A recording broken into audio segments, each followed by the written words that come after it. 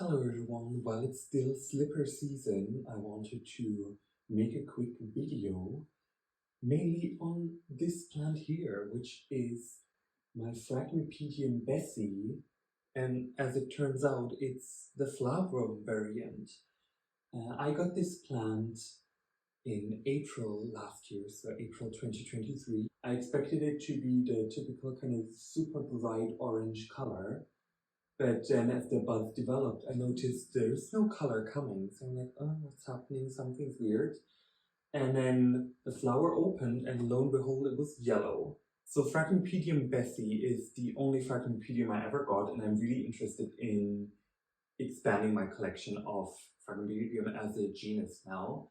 If you remember last year, I made a video participating in the Carecollab for slipper orchids, and I was only able to mention Phragmipediums at that point. Filming that video made me think about Phragmipedium a little bit more, and I remember that when I visited Carecollab at some point, they had Phragmipedium Bessie there, but I ended up not picking it up.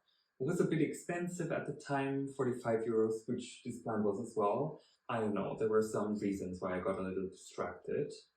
This is so cute, and I think it kind of speaks to me. No. A few months after filming the slipper orchid Carecollab, which is linked up here, I went to Carecollab again. I picked up this Phragmipedium Bessie, thinking it's the tipo form, and I kind of didn't think a lot about it. I was like, okay, it's a bit of an expensive plant. It still looks very young. I don't know if I got scammed, but then I looked it up. Phragmipediums are much more expensive. I feel like even young plants are more expensive than Cattleya orchids. Yeah, I figured, okay, let's give it a try. Let's see how this does. And then as I got this plant, it turned out that Bessie does have a bit of a difficult reputation. So I got really discouraged at that point. I thought, okay, whatever, I'll just let it do its thing and then we'll see. And now just a few months later, look, we have a bloom. And it's not the normal color form. It's Phragmipedium Bessie flavum, a much rarer and much more sought after color form.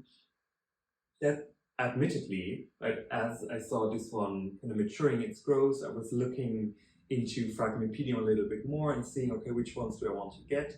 And Phragmipedium Bessie flavum kept popping up, but I also saw that it's not really a color form that's readily available, and it's really expensive then compared to the tipo, which is already more expensive than what I'm typically willing to spend on a plant.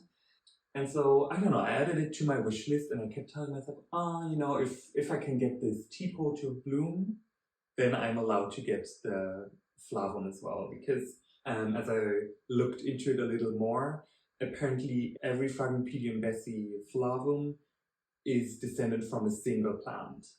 And since flavum is a recessive trait, that means that there has been a lot of inbreeding going on in generating these flavum individuals.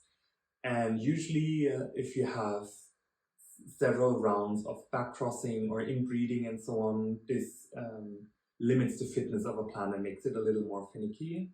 So I figured if the tipo dies in my care, I'm certainly not going to get the much more expensive flavum variant. But now somehow, by just a lucky coincidence, I ended up with Phragmipedium Bessie flavum, and I'm really happy with it. It's such a nice plant. I really feel like for Phragmipediums, what I noticed is that actually I prefer primary hybrids more over the species, which I know is shocking for me because for Cattleyas, I'm really a species purist. With like Phragmipediums, what I've seen is many species have really nice colors, like Kobachii or Schlimmii, for example. They have really nice bold colors, but the shape is kind of boring.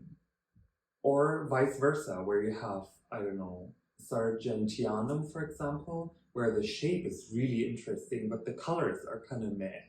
And so I've seen lots of primary hybrids that combine color and shape, and that makes them really pleasing to me. However, the beauty of Bessie is that it's a pretty compact plant, and it has a really elegant shape and a striking color. So both the flavum and the tipo form, I think, are great additions to any collection. And I really want to get my hands on a tipo now as well.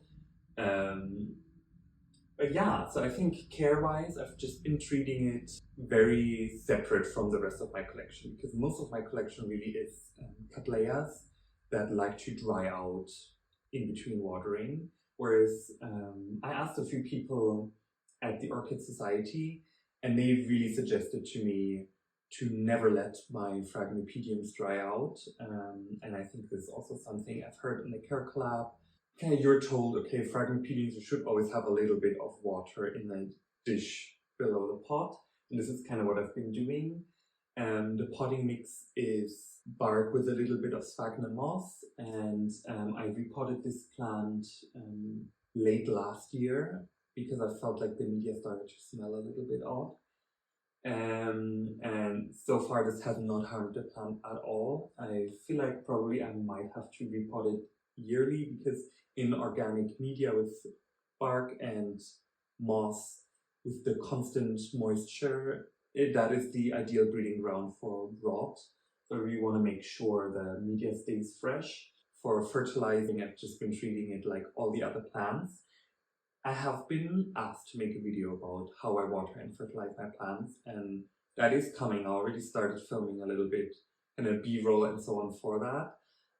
But I'm a bit unsure how to present it, right? Because I feel like many people, they have a really elaborate watering plan and fertilizing and so on. And I don't really do that. I guess it's good to share that as well. But yeah, I don't know. I've been procrastinating from filming this video and I don't know why. So maybe if you have any additional questions on how I water my plants, how I fertilize, what I use and so on, please leave them in the comments to kind of help me make the video more useful for you. But yeah, please let me know in the comments. And yeah, with all of that said, thanks a lot for watching, and thanks a lot for subscribing, liking and commenting, and I'll talk to you in the next video. Bye! Ouch! Difficult. Or it has start having a Phragmipedium collection.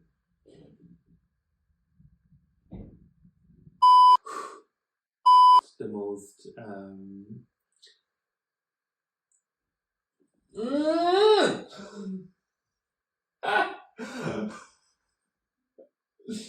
I feel like the tipo, the dominant trait. So seriously.